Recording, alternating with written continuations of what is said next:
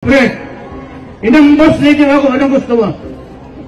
Paano kayo magpistos nung napatay ako? Sira ulo mo.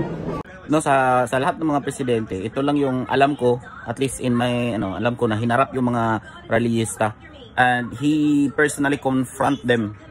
No, ganito ka tapang, ganito ka totoo si President Duterte. Tingnan natin kung anong nangyari dito at anong mga sinabi. Ituloy daw yung pisto!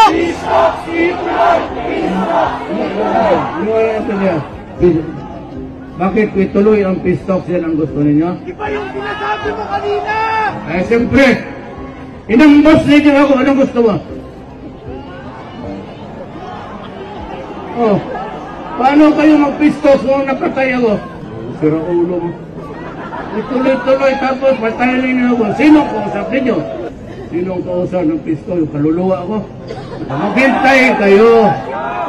Hindi lang, ano yan? Automatic. Bakit? Papayag agad ang militar. Hindi militar ang bossing mo! Hoy, hindi ako may-ari ng gobyerno. Hindi ako may-ari ng gobyerno. Hindi ako basta-basta na pag na-presidente ako. Sa sunod at ang gusto ninyo.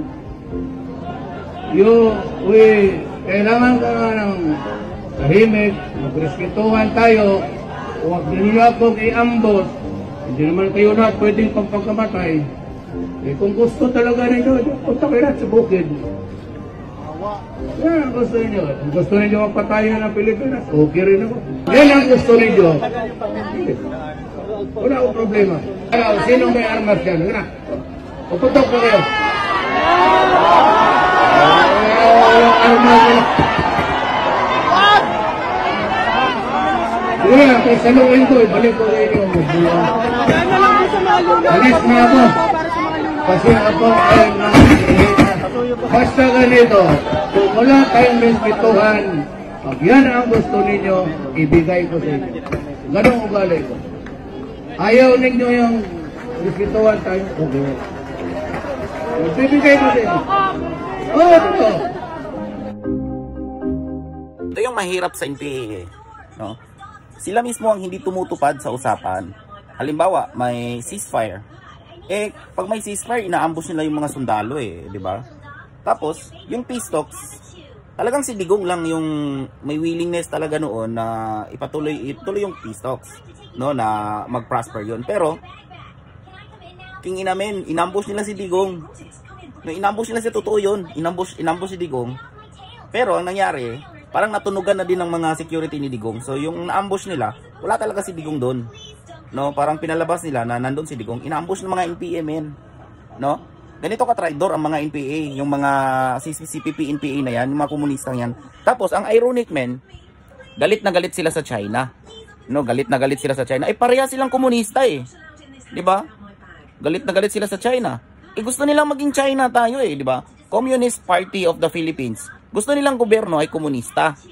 No, kung saan yung pera kontrolado ng gobyerno. Bali, gobyerno ang nagko-control sa lahat. No, ayaw nila ng ganito, parang demokrasya, republic democracy ganyan. Ayaw lang yan. Gusto nila komunista. Pero ang ironic men, galit sila sa China. No, kasi daw komunista yung China. No, hindi ko talaga maintindihan itong NPA kung meron ba talaga to silang pinaglalaban. O pera-pera lang din itong mga kinginang to. No, pera-pera lang din to di ba? Di ba may mga chismis pa nga, yung gera nila binibili yan No? Pera-pera lang din yan.